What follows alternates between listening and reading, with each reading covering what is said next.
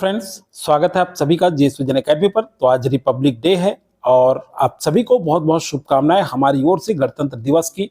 तो बात करने वाले हैं सीजी टेट एग्जाम में जितने भी अभ्यर्थी शामिल हो रहे हैं उन सभी को बहुत बहुत शुभकामनाओं के साथ बात करेंगे ओएमआर शीट में सही तुक्का कैसे लगाएं।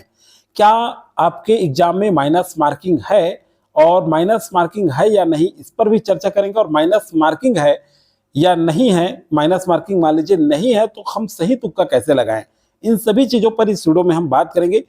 देखिए दोस्तों, सीजी टेट एग्जाम केवल अंतिम 5 दिन शेष रह गए हैं और ये स्पेशल रणनीति की बात की जाएगी। तो आप जरूर देखिएगा कि आपका तुक्का सही में कैसे लगेगा जिसमें आपको सफलता मिले। तो ये पूरी चर्चा इस वीडियो में करेंगे। चलिए दोस्तों, अगर आप अपने सब्जेक्ट का सॉल्व पेपर सीजी टेट का देखना चाहते हैं तो प्लेलिस्ट बनाया हूं सीजी टेट एग्जाम 2026, उसमें जाकर के बहुत सारे वीडियो डाल चुके हैं, उसको देख सकते हैं। शिक्षक भर्ती की तैयारी कर रहे हैं वो भी जरूर देखें, अलग से प्लेलिस्ट बना हुआ है। और टेलीग्राम ज्वाइन नहीं किए हैं तो डिस्क्रिप्शन के नीचे लिंक है, टेलीग्राम आप जरूर ज्वाइन कर लीजिएगा।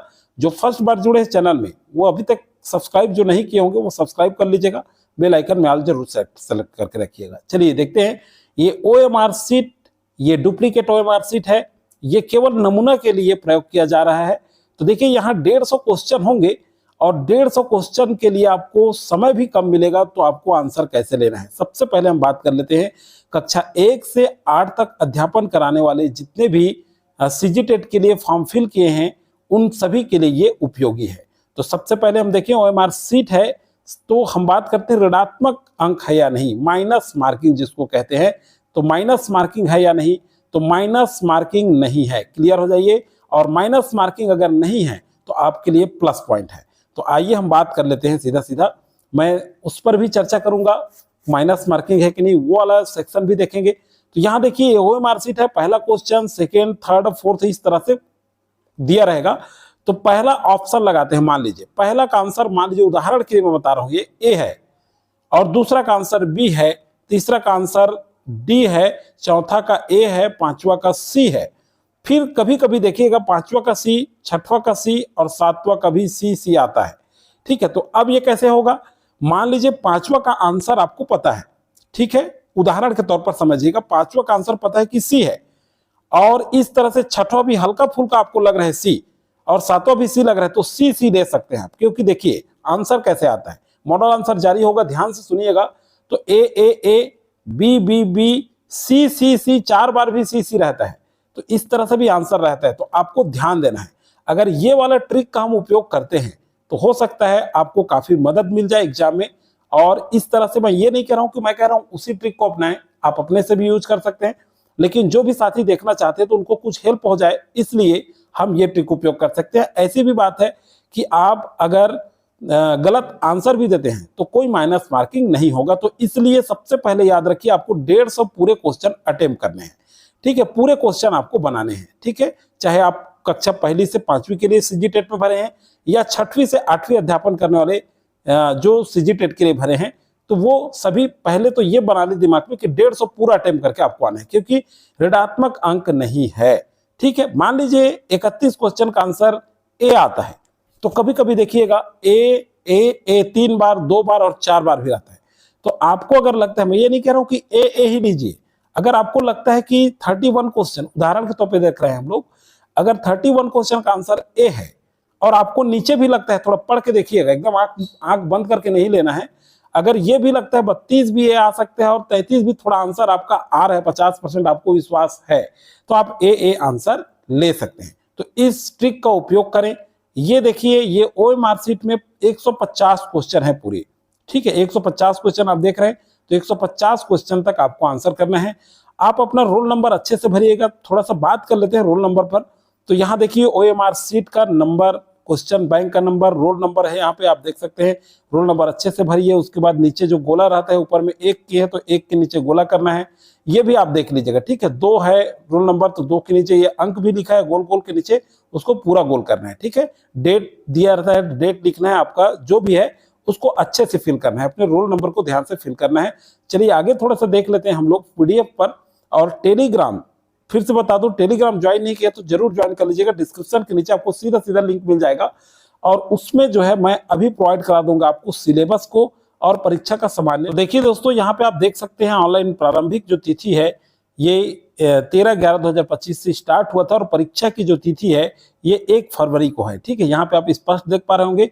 अब सीधा चलते हैं हम लोग परीक्षा से संबंधित सामान्य निर्देश देख लेते हैं जो आपके लिए इंपॉर्टेंस है। तो देखिए, परीक्षा से संबंधित जो जानकारी है, परीक्षा पद्धति एवं मूल्यांकन पद्धति ये दिया हुआ है, आप देख सकते हैं। इसमें स्पष्ट लिखा है ऋणात्मक अंकों का प्रावधान नहीं है, मतलब ऋणात्मक अंक नहीं दिए जाएंगे।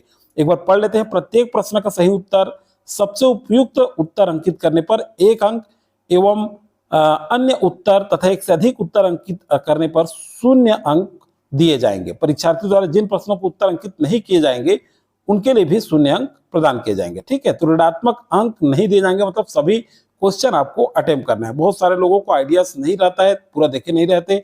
इसका पीडीएफ भी मैं टेलीग्राम में प्रोवाइड करा दे रहा हूँ, आप ज्वाइन कर लीजिएगा। और उसके बाद सिलेबस भी है। ठीक है, क्या क्या होगा, जैसे मान लीजिए पहली से 5वीं अध्यापन करवाने वाले हैं तो रणनीति की बात कर लेते हैं। थोड़ा सा ध्यान दीजिएगा दोस्तों, हम लोग पाठ्यक्रम, चलिए रणनीति हमारा क्या हो, पाठ्यक्रम ये देखिए, पाठ्यक्रम संबंधी सामान्य जानकारी। तो सबसे पहले अगर मैथ्स नहीं बन रहा है तो मैथ्स से छोड़ दें, जो मैथ्स के लिए भरे होंगे। गणित और विज्ञान वाले जो शिक्षक साथी है, जो भी टेट के लिए प्रिपेयर कर रहे हैं, वो गणित विज्ञान वाले एक पेपर होगा। लेकिन बाल विकास और शिक्षा शास्त्र एक कंपलसरी होगा, चाहे आप सामाजिक विज्ञान के लिए एसएसटी के लिए भरे होंगे, 6वीं 7वीं की बात कर रहे हैं, और विज्ञान और गणित के लिए कर रहे हैं, तो क्या करना पड़ेगा आपको, जो है बाल विकास एवं शिक्षा शास्त्र अनिवार्य होगा दोनों का। बाकी सब्जेक्ट आपके अलग अलग होंगे। जो विज्ञान और गणित के भरे हैं वो विज्ञान और गणित वाले सेक्शन को हल करेंगे और एसएसटी वाले एसएसटी को। मान लीजिए कक्षा 1 से 5 तक जो अध्यापन कराने वाले हैं उनका क्या होगा, गणित है, अंग्रेजी है, हिंदी है, बाल विकास एवं शिक्षा शास्त्र है और पर्यावरण है। ठीक है, ये आपके 1 से 5 तक अध्यापन के लिए है। तो अब देखिए बात रणनीति क्या हो, तो सबसे पहले हिंदी जो आ रहा है, ठीक है, कभी कभी इंग्लिश कठिन हो जाता है, तो हिंदी जो स्कोरिंग सब्जेक्ट है उसको आप बिल्कुल गलत ना करें, ज्यादा से ज्यादा करें।